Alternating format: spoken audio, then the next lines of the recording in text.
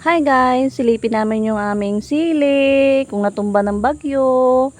Si Jen Lord ay hindi nakapasok ng school kasi kagigising lang. Silipin natin yung sili na. Lakad na kung silipin mo doon. Lakad, silipin natin yung sili natin. Kung may bunga na malalaki. Ayan, may mga bulaklak pa. Yun, lalaki ng bunga oh. Ayun oh. Yun, laki ng bunga. Huwag mong pitasin nak ha. Oh, may bunga pa na kung daming bulaklak nak. Nak, ang daming bulaklak ng sili natin. Ayun oh. Huwag mo munang pipitasin ha. Tingnan mo lang ha. Tingnan mo lang yung sili. Ang laki oh.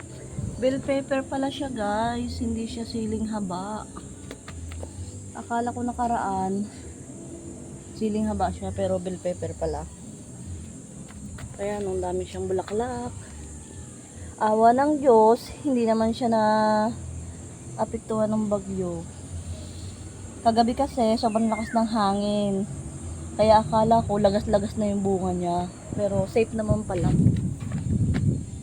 Hindi nalaglag yung bunga. Yan, may mga bulaklak pa siya.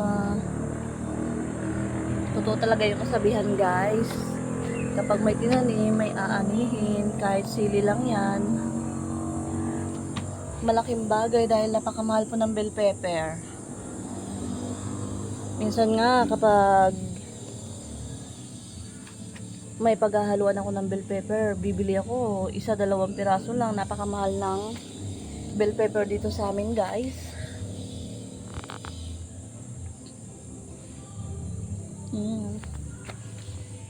Tinititigan siya ng anak ko guys. Plano na naman niyang pitasin.